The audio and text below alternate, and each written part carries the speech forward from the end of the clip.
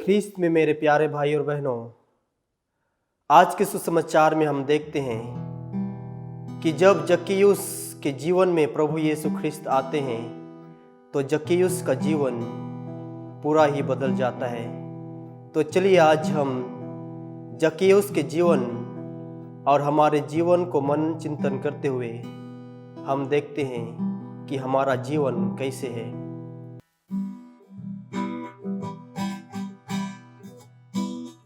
यीशु ना मिला मेरा जीवन संवर गया, मेरा जीवन संवर गया। यीशु ना मिला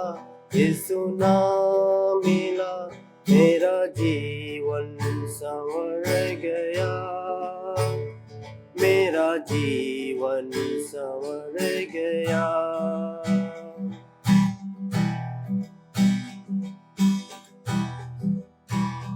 यीशु मेरे जीवन का एक तू ही सहारा है।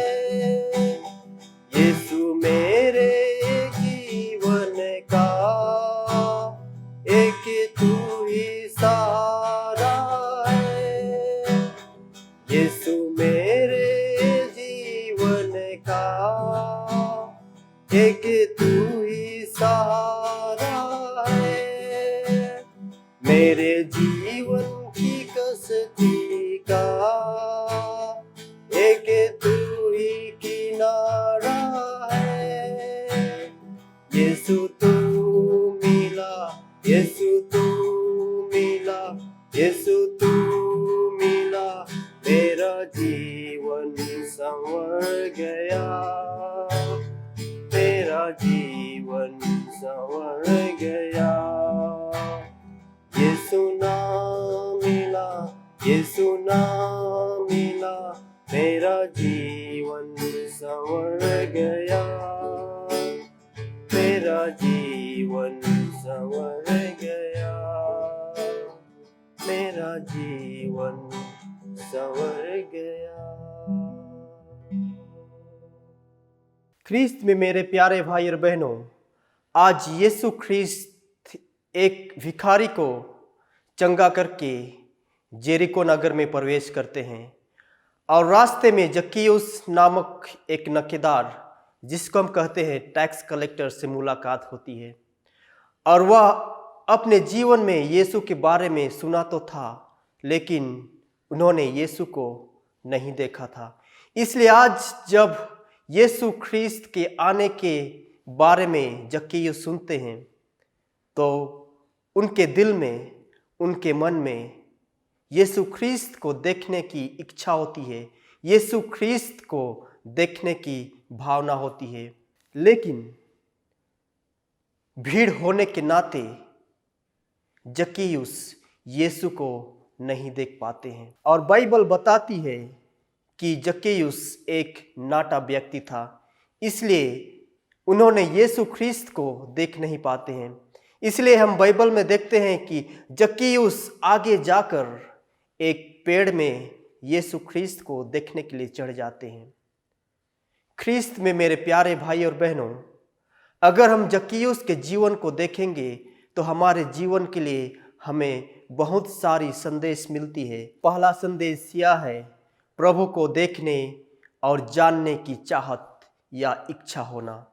जब वह यीशु के बारे में सुना कि जेरिको से होकर यीशु जाने वाला है तो उसको बहुत इच्छा हुई कि वह यीशु को एक बार अपने जीवन में देख ले। वह यीशु ख्रीस्त को देखना चाहता था, लेकिन उसके लिए बहुत सारे बाधाएं एवं रुकावटें थी, इसलिए वह प्रभु यीशु को पहली बार देख नहीं पाते हैं। लेकिन वह आगे जाकर पेड़ में चढ़कर यीशु को देखने लगते हैं। ख्रीस्त में मेरे प्यारे भाई और बहनों, आपका और मेरा जीवन भी जक्कियुस के जीवन के समान है। हमारे जीवन में चाहत तो बहुत है, कि हम एक नया जीवन जिए, यीशु को हम धारण करें, प्रेम करें, एक दूसरे को सहायता करें। लेकिन जितनी इच्छाएं हैं उतनी बाधाएं भी हैं, और इन बाधाओं के कारण हम प्रभु यीशु को धारण नहीं कर पाते हैं, हम पवित्र नहीं बन पाते हैं, और इस कारण हमारे जीवन में हमें यीशु ख्रीस्त के आशीषें प्राप्त नहीं होती है। हमारे जीवन में भी बहुत सारी बाधाएं हैं। सबसे पहला है हमारा पाप और हमारा गुनाह। हमारे पाप और हमारे अधर्म के कारण हम यीशु में बढ़ नहीं पाते हैं। हमारा जीवन टूटा पड़ जाता है, हमारा परिवार बिखरा पड़ जाता है, और हमारे पापों के कारण हम प्रभु से दूर हट जाते हैं। हमारे पाप के कारण हम जीवन के अंधकार में खो जाते हैं। पाप एक घोर अंधकार है, इसी कारण हम प्रभु को हमारे जीवन में प्राप्त नहीं कर पाते हैं। अगर आप यीशु ख्रीस्त को प्राप्त करना चाहते हैं तो आप जक्कैयुस की तरह यीशु को पाने की इच्छा रखें, प्रभु यीशु को पाने की चाह रखें, बाइबल को पढ़ने की तमन्ना रखें, रोज दिन अपने जीवन में और अपने परिवारों में प्रार्थना करने की कोशिश करें, चर्च जाने की कोशिश करें। और जब हम प्रार्थना करते हैं तो वह अड़चन, वह बाधाएं हमारे जीवन से कतई। ख्रीस्त में मेरे प्यारे भाई और बहनों, अगर आप अपने जीवन में आशीष से पाना चाहते हैं, अगर आप अपने जीवन में यीशु ख्रीस्त को पाना चाहते हैं तो बाइबल को पढ़ें, परिवार में प्रार्थना करें, अपने जीवन में प्रार्थना करें,